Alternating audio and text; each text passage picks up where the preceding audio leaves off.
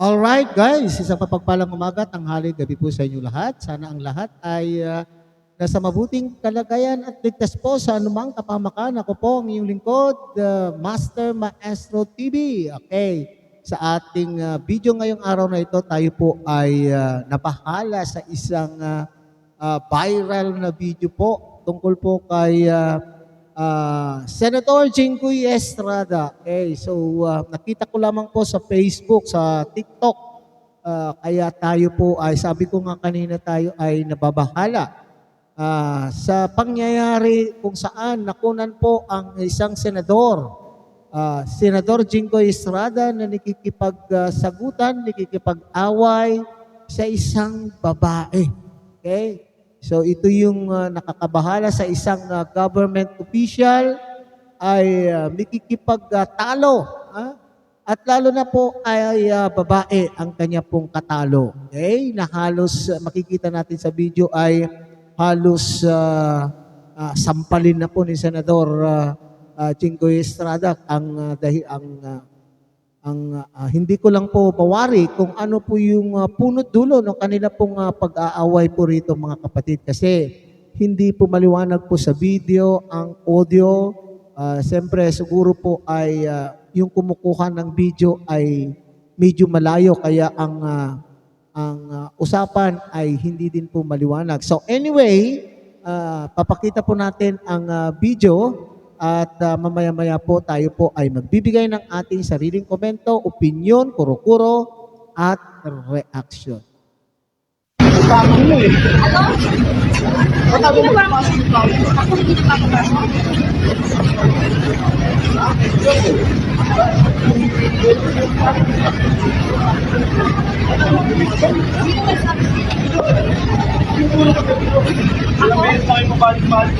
Sandali, nakarating ako sa kapatid. Ano kanila pa? Sige, ano oras? Ano oras? Ikaw umihoy. Bakit dito? Porque sinasok kayo? Parang naririnig ko, mga kapatid, na hoy, yata ang sinabi po ni Senator Jinggoy. Ang sabi po ng babae, huwag mo akong huy-huyin porque ba kayo ay isang senador? Okay, sige, pakinggan po natin ulit, mga kapatid. Ayaw magpapasok ng ano. Kaya bata din ako, huwag kayong bastos.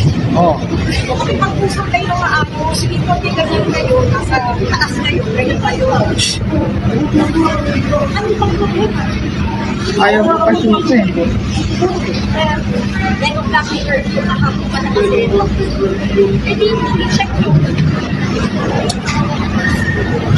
Hindi ka kami nagsabi ka na lete.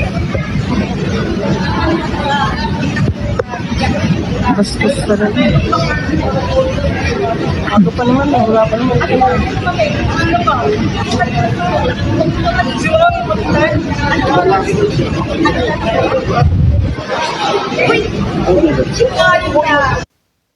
Okay. May naririnig ko ako sa background, mga kapatid, na sinasabing bastos. Sa inyong palagay, sino sa kanilang dalawa ang bastos? Sa isang ordinaryong mamamayan ng bansang Pilipinas o ang isang tinitingalang senador ng bansang Pilipinas? Okay? Opinion ko ito, mga kapatid. Okay? Unang-una, sinabi ko, hindi ko alam kung ano po yung pinagtatalunan. Kasi yan lang po naman yung video na ating pong nakita. Okay? Kung halimbawa man po ay may bastos na sinasabi po sa background, parehong bastos po ang dalawa. Okay? Una, kay Senator Jinggoy, bilang lalaki. Okay? Tayong mga lalaki, kulturang Pilipino na tayong mga kalalakihan ay dapat mayroon tayong wastong paggalang po sa mga kababaihan. Okay? Pero itong paniniwalang ito or ang kulturang paniniwalang ito ay minsan ay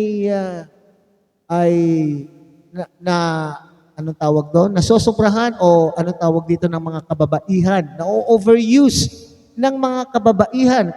Palibhasa, sila po ay mga babae at nasa batas. Okay? Alam po nila na nasa batas na kapag ang lalaki ang umassault sa isang babae ay malaking kaparusahan po sa isang lalaki. Kaya minsan po ay ang mga kababaihan po dito ay ina-overuse po nila yung ganito. Okay? Kaya minsan ay sumusobra din po ang babae. Okay? Pero dito, sana bilang isang opisyal ng ating bansa, isa sa pinakamataas na posisyon ang hinahawakan po ni Jinggoy dito, mga kapatid, lalo na po takunan po pa ng video, mga kapatid, sana naman ay nagtimpi na lamang po si Senator Jinggoy dito. Sana ay pinabayaan na lamang po niya ang kanya pong staff na nakipag-usap po dito sa babae. Yun po.